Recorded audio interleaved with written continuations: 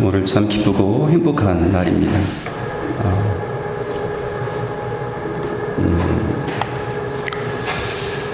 사람들은 여러 가지 이유로 심리적인 가면을 쓰고 있습니다. 사람들과의 관계에서 보이지 않는 가면을 쓰고 있죠. 자기 자신을 보호하기 위해서 가면을 쓰고요. 또 다른 사람에게 인정받기 위해서 가면도 씁니다. 또 관계를 유지하기 위해서 사회적인 역할과 기대 때문에, 그리고 우리의 연약함이 드러나는 것이 두렵기 때문에 가면을 쓰고 있습니다. 그래서 이와 같은 가면, 심리적인 가면 쓰기를 통하여서 외부의 부정적인 평가로부터 자기 자신을 보호하려고 합니다. 그런데 이러한 가면 쓰기가 성경에서 말하는 외식과 같은 것은 아닌가 하는 그런 질문을 우리가 던질 수도 있을 것 같습니다. 외식이라고 하는 말은 겉을 꾸민다라고 하는 그런 의미가 있습니다. 겉모습을 살꾸며서 본래의 상태를 감추는 것을 의미합니다. 겉모습과 내면이 다르다는 점에서 가면을 쓰는 것과 외식은 공통점이 있습니다. 그리고 외적인 것을 강조하여 사람들에게 좋은 인상을 주려고 한다는 점에서도 공통점이 있습니다. 그런데 가면 쓰기와 외식에는 굉장히 중요한 차이가 있습니다. 성경에서 말하는 외식은 종교적 행위에서의 위선과 교만을 의미합니다. 겉으로는 의롭고 경건하게 보이려고 하지만 그 내면은 그렇지 않다라고 하는 거죠. 그래서 외식은 위선적인 신앙생활을 말합니다. 사람들에게 보이기 위해서 경건하게 행동하는 것을 말합니다. 경건한 척 행동하는 거지요. 하나님을 사랑하고 순종하는 것처럼 행동하지만 실제로는 하나님의 영광을 구하는 것이 아니라 자기 영광을 구하는 것을 추구합니다. 입술로는 하나님을 존경하는 것처럼 보이지만 마음은 하나님께 먼 사람들을 말을 합니다. 예배와 기도와 금식과 구제와 같은 이 종교적 행위를 사람들에게 인정받기 위해서 하는 것입니다. 그러나 가면을 쓰는 것은 사회적인 관계를 원활하게 위해서 하는 경우가 많이 있습니다. 가면 쓰기는 악의적이거나 교만함을 의미하지는 않습니다. 그런 점에서 외식과 가면 쓰기는 좀 차이가 있다라고 하는 거예요. 자, 오늘 본문에서 예수님은 서기관들과 바리새인들을 책망하십니다. 예수님께서는 그들을 향해서 화 있을진저라고 선하시죠. 7번이나 화 있을진저. 이 화라고 하는 것은 슬픔과 고통을 포함한 심판의 선언이었습니다. 그러니까 무엇 때문에 이렇게 예수님께서 화 있을진저라고 선포하시는 것일까? 그것은 외식 때문에 그렇습니다. 바리새인들의 외식 때문에 예수님께서 화 있을진저 외식하는 서기관들과 바리새인들이여 라고 하시면서 책망하시는 거죠. 예수님은 하나님을 진정으로 경외하지 않는 위선적인 태도를 지금 꾸짖고 있는 겁니다. 그들의 신앙은 한마디로 말하면 하나님 중심의 신앙생활이 아니라 나 중심의 신앙이었습니다. 나 중심의 신앙이 그들로 하여금 위선적인 신앙인이 되게 했던 거죠. 나 중심의 신앙이라고 하는 것은 그들의 마음의 중심이 하나님이 없는 것을 말합니다. 바리새인들의 근본 문제가 그들의 마음의 중심에 하나님이 계시지 않았다라고 하는 거죠. 그들의 마음의 중심에는 내가 있었습니다. 내가 중심이었습니다. 내가 영광 받아야 되고, 내가 존경받아야 되고, 내가 인정받아야 되는 거예요. 하나님은 어떤 분인가? 하나님은 내가 필요할 때마다 그냥 잠시 빌려다 쓰는 수단일 뿐입니다.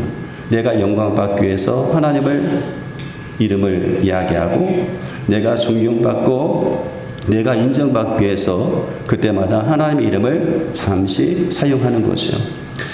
우리는 우리 자신에게 이 시간 중요한 질문을 한번 던져봐야 될 필요가 있습니다.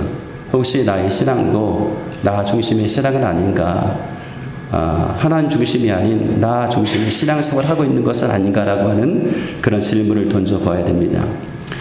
우리가 하나님 앞에 있으면서도 하나님보다 사람을 더 신경 쓰고 있는 것은 아닌지, 하나님 앞에 있다고 말하면서도 하나님의 눈치를 살피기보다는 사람들의 눈치를 더 보고 있는 것은 아닌지, 하나님 앞에 있다고 하면서 하나님을 기쁘시게 하기보다는 사람을 기쁘게 하려고 하는 것은 아닌지, 그래서 하나님 앞에서 우리의 신앙과 우리의 믿음을 타협하고 있는 것은 아닌지 우리가 한번 점검해 볼 필요가 있습니다. 만약에 우리가 그러한 신앙생활을 하고 있다라고 한다면 우리의 신앙생활은 헛수고일 뿐입니다.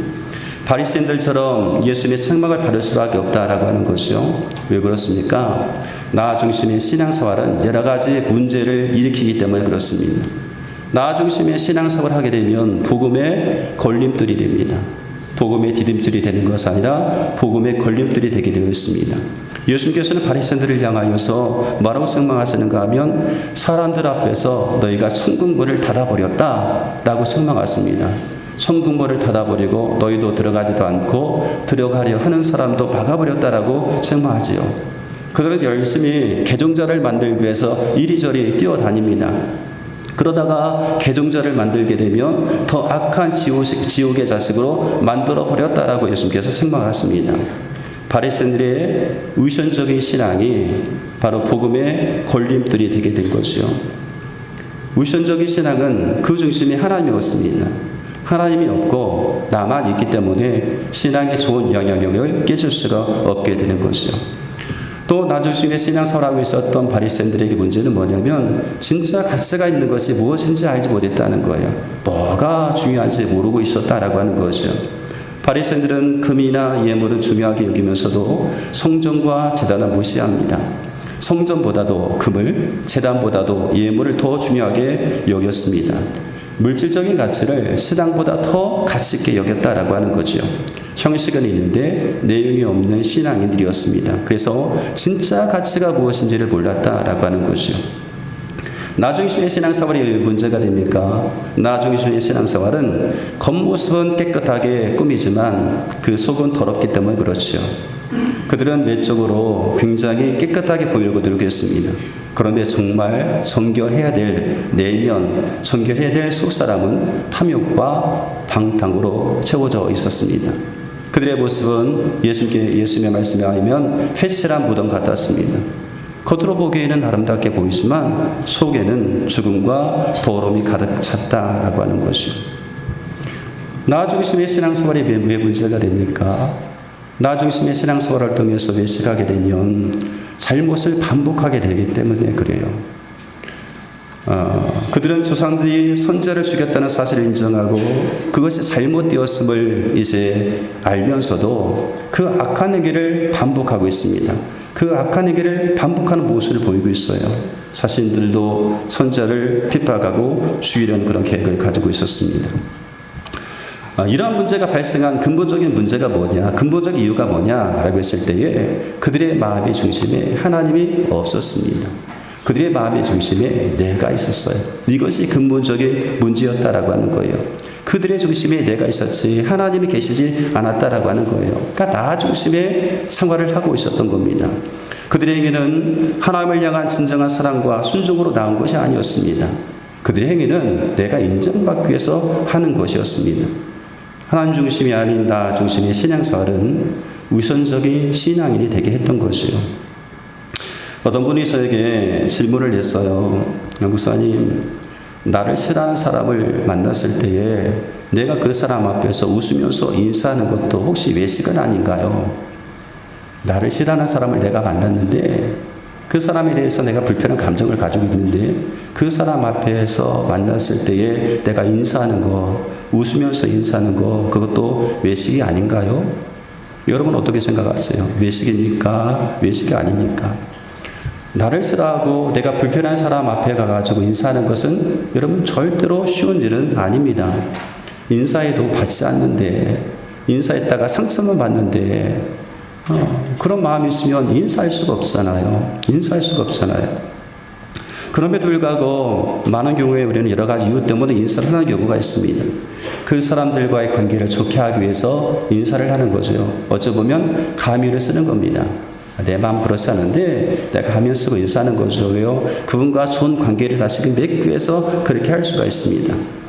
그런데 그것이 아니라 만약에 하나님 때문에 내가 그렇게 한다라고 한다면, 하나님을 생각해서 내가 그렇게 한다고 한다면 그것은 가면 쓰는 것도 아니고 그것은 외식도 아닙니다. 하나님 때문에 내가 그렇게 한다면 우리는 하나님 믿는 하나님의 자녀입니다. 사람들과의 관계에서 우리는 하나님이 계심을 인정해야 됩니다. 나와 너 사이 하나님이 계시다. 하나님이 계시다. 우리의 반응은 그래서 그 사람을 보고 반응하는 것이 아니라 그 사람과 나 사이에 있는 하나님을 보고 반응을 하는 것이죠. 나와 너만 생각하면 윤리의 문제가 됩니다. 가면을 쓰는 것이죠. 윤리의 문제가 되는데, 그러나 나와 너의 관계 속에서 우리가 하나님을 생각하게 되면 그것은 신앙의 문제가 되게 되는 겁니다. 베드로전서 2장 18절 19절 말씀, 하인으로 있는 여러분 극히 두려운 마음으로 주인에게 복종하십시오. 선량하고 너그러운 주인에게만 아니라 까다로운 주인에게도 그리하십시오. 억울하게 고난을 당하더라도 하나님을 생각하면서 괴로움을 참으면 그것은 아름다운 일입니다. 선량하고 너그러운 주인에게 순종하는 것은 어렵지 않습니다. 그러나 까다로운 주인, 그것도 나를 억울하게 하고 나를 힘들게 하는 주인에게 복종하는 것은 어렵습니다. 그런데 너그러운 주인에게 하는 것처럼 까다로운 주인에게도 똑같이 하라고 지금 이야기하고 있는 겁니다. 어떻게 그렇게 할 수가 있습니까? 나와 너의 관계 속에서 나와 너무 보는 것이 아니라 나와 너의 관계 속에서 하나님을 보고 하나님을 생각하고 그렇게 하라는 겁니다. 하나님을 생각해서 그렇게 하라는 거죠. 그래서 여러분, 인사를 합니다. 하나님을 생각하면서 인사합니다. 무슨 말인가 하면 내가 이렇게 하는 것이 하나님께서 기뻐하신 일이지, 그렇게 생각이 돼서 하는 거죠. 예수님께서 우리를 향하여서 원수를 사랑해라, 너희를 핍박하는 자를 위해서 기도하라 라고 그렇게 가르쳐 주셨어요. 우리가 어떻게 원수를 사랑합니까? 우리가 어떻게 핍박하는 자를 위해서 기도해 줄 수가 있습니까? 기도해 줄 수가 있습니까? 하나님이 그것을 기뻐하시니까 그렇게 하라는 거예요. 하나님께서 그것을 원하시기 때문에 그렇게 하라는 겁니다. 하나님이 그것을 기뻐하시기 때문에 내 마음 그렇지 않아도 하나님이 그것을 기뻐하시기 때문에 핍박하는 사람을 위해서 기도하는 겁니다. 하나님이 기뻐하시기 때문에 그렇게 선택하는 거죠. 축복하면서 기도하는 거죠. 만약에 하나님을 생각하면서 하나님께서 기뻐하시는 것이기 때문에 행한다라고 한다면 그것은 외식도 아니고요. 그것은 가면을 쓰는 것도 아닙니다. 그 사람은 정말로 하나님 중심의 신앙생활을 하고 있는 사람이다라고 할 수가 있어요. 하나님을 생각해서 그렇게 하기 때문에 하나님 중심의 신앙생활을 하고 있는 겁니다.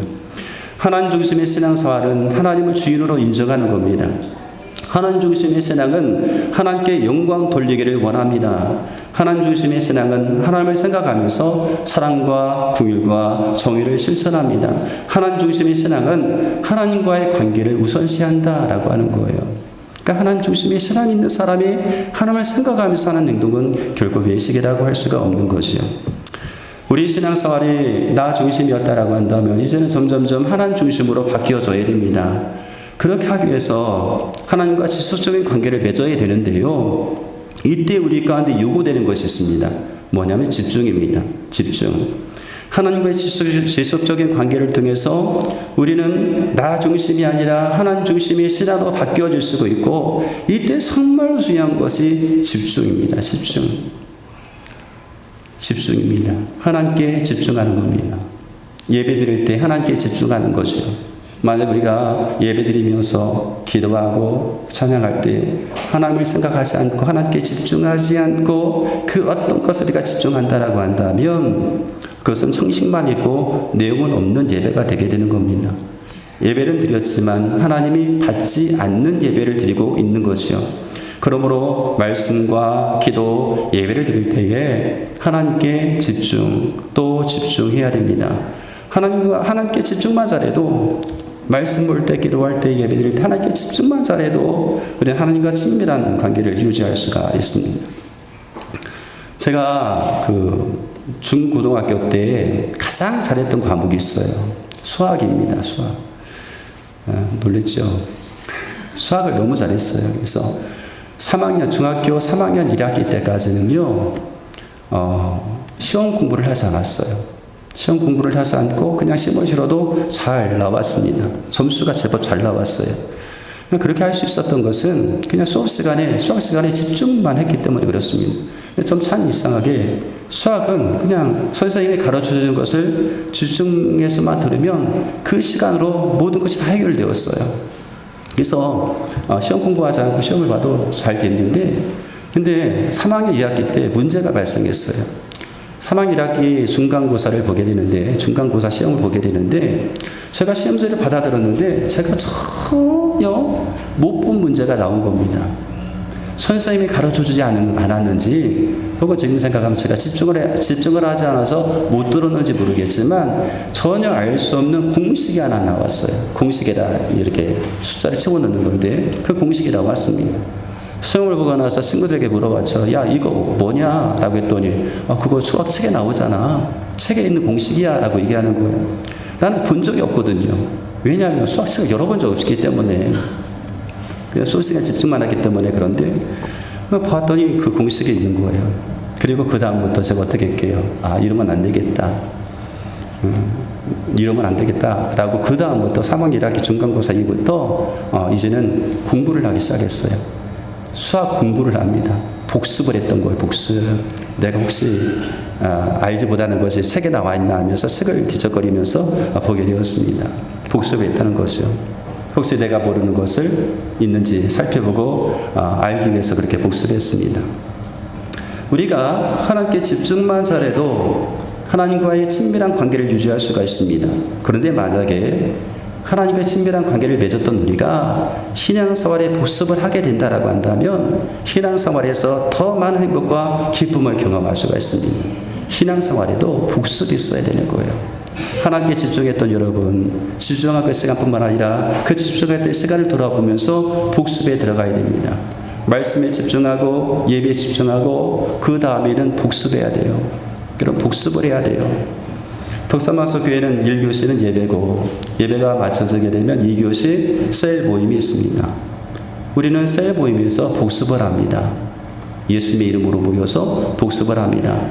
오늘 주신 말씀을 통해서 깨달은 점을 나누든지, 혹은 한 주간의 그 생활 속에서 받은 은혜의 경험들을 나눕니다. 그리고 그 말씀을 복습하기 시작합니다. 그리고 그 말씀을 삶에 적용하면서 살려고 합니다. 이런 과정을 통해서 우리는 더 많은 하나님의 은혜를 경험하게 되게 되는 겁니다. 그리고 우리 신앙은 점점 하나님 중심의 신앙으로 나아가게 되는 것이죠. 그래서 셀 모임이 중요합니다. 모여가지고 주님의 이름으로 모여서 함께 나누는 거예요. 삶을 나누는 거예요. 그게 뭐예요? 복습이에요. 내가 지금 신앙생활을 잘하고 있는지 복습하는 그런 과정이다라고 하는 거예요. 물론 예배에 집중하고 하나님께 집중하여서 우리 신앙이 성장하죠. 근데 복습을 하게 되면 더 풍성한 그런 은혜를 누릴 수 있다는 겁니다. 나 중심의 신앙생활에는 신앙생활의 여러 가지 문제를 야기시킬 수가 있습니다. 그러나 하나님 중심으로 우리의 마음이 바뀌어지게 되면 또 풍성함을 우리가 누릴 수 있는 겁니다. 그러므로 이제 다시 한번 우리가 질문해야 될 시간이에요. 나는 하나님 중심의 신앙생활을 하고 있는가? 아니면 나 중심의 신앙생활을 하고 있는가? 우리가 이제 결정해야 됩니다. 바리새인들처럼 나 중심의 신앙을 고집할 것인가, 아니면 하나님 중심으로 우리 신앙을 바꿀 것인가를 우리가 결정해야 될 시간입니다. 성경의 요셉은 억울하게 형들에게 팔려 노예가 되었습니다. 형들이 자기를 팔아 노예로 삼았어요. 또 누명을 쓰고 감옥에 갇히게 되었습니다. 그런데 요셉은 그 모든 상황 속에서 하나님께 집중했습니다. 형들에게 팔려 노예가 되었을 때에도, 노예살이를 할 때에도, 억울한 누명을 쓰고 감옥에 갔을 때에도 하나님은 요셉과 함께 하셨고, 요셉도 그 하나님 앞에 집중하게 되었습니다. 보디발의 집에서도, 감옥에서도, 그리고 심지어 애굽의 총리가 되었음에도 불구하고 그 승례살이에서도 요셉의 마음의 중심은 하나님께 있었습니다. 요셉의 총리가 되어서 형들을 만나게 되지요. 요셉은 자기를 팔았던 형들에게 복수할 수도 있었는데 복수하지 않습니다. 요셉은 하나님께서 자신을 이 자리에 두신 이유를 이렇게 고백하고 있습니다. 창세기 50장 20절에 보니까 당신들이 나를 헤아려 하였으나 하나님은 그것을 선으로 바꾸사 오늘과 같이 많은 백성의 생명을 구원하게 하시려 하셨나이다. 요셉의 신앙은 자신의 성공이나 복수를 위한 것이 아니었습니다. 오직 하나님의 뜻을 이루고자 하는 하나님 중심의 신앙이었다는 거죠.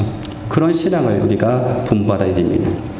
나 중심의 신앙생활을 하게 되면 결국 우리의 삶은 외식으로 우선적인 신앙이 되게 합니다. 그래서 하나님과의 참된 관계를 가로막습니다. 그러나 하나님 중심의 신앙은 우리의 마음의 삶을 변화시키고 진정한 평안과 기쁨을 경험하게 하는 거지요. 하나님은 지금 우리가 하나님 앞에 정직하게 서기를 원하고 계십니다. 우리의 중심을 보신 하나님께서 우리의 마음의 중심에 하나님이 있는가를 보기를 원하신다는 거죠. 우리의 마음의 중심에. 그러므로 여러분, 이번 한 주간 하나님께 한번 집중해 보시기 바랍니다.